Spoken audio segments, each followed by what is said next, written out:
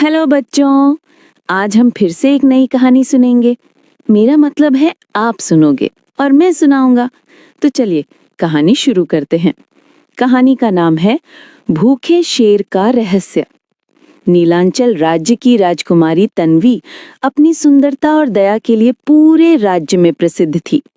उसका महल 7 रंगों के पत्थरों से बना था और हर सुबह वो महल के बगीचे यानी अपने जादुई बाग में घूमने जाती थी। वहां के फूल बात करते थे, पेड़ गुनगुनाते थे और तालाब में तितलियों के रंग झलकते थे।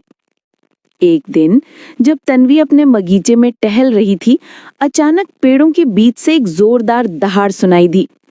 पहरेदार तो कहीं दूर थे और राजकुमारी अकेली थी।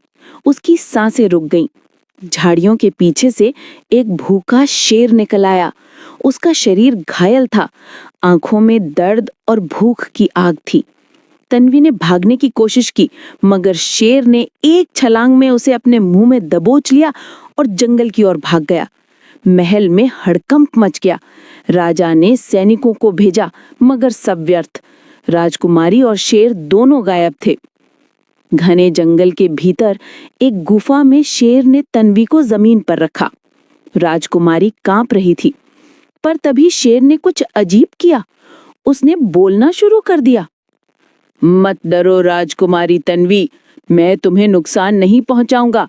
मैं असल में मानव हूं जिसे श्राप मिला है। राजकुमारी की आंखें फैल गईं। कौन सा श्राप? शेर बोला, मैं नीलांचल का ही राजकुमार आर्यन हूँ। 10 साल पहले एक दुष्ट तांत्रिक ने मुझे शेर में बदल दिया था।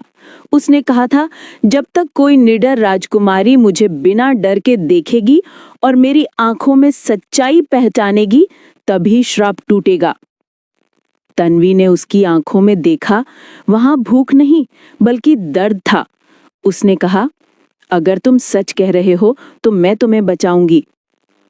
राजकुमारी ने अपने आंचल से शेर का घायल पंजा बांधा और अपने आंसुओं की कुछ बूंदें उसके माथे पर गिरी। तभी एक चमक उठी। गुफा में रोशनी फैल गई। शेर की गर्जना एक मानवीय पुकार में बदल गई। तन्वी के सामने अब एक सुंदर पर घायल राजकुमार खड़ा था। श्राप टूट चुका था।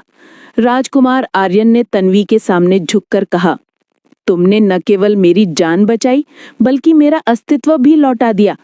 राजकुमारी मुस्कुराई। अब चलो वापस चलें, महल तुम्हारा इंतजार कर रहा है। राजा ने जब अपनी बेटी को जीवित देखा और साथ में खोया हुआ राजकुमार पाया, तो उनकी आंखों में खुशी के आंसू आ गए। उस दिन पूरे नीलांचल में उत्सव हुआ। फूल बरसे, नगाड़े बजे और उस जादुई बगीचे में फिर से हंसी गूंज उठी। राजकुमारी तन्वी और राजकुमार आर्यन की शादी हुई और दोनों ने उस गुफा के सामने एक मंदिर बनवाया, जहां आज भी लोग ये मानते हैं कि अगर कोई सच्चे दिल से डर को जीत ले तो सबसे बड़ा श्राप भी टूट सकता है।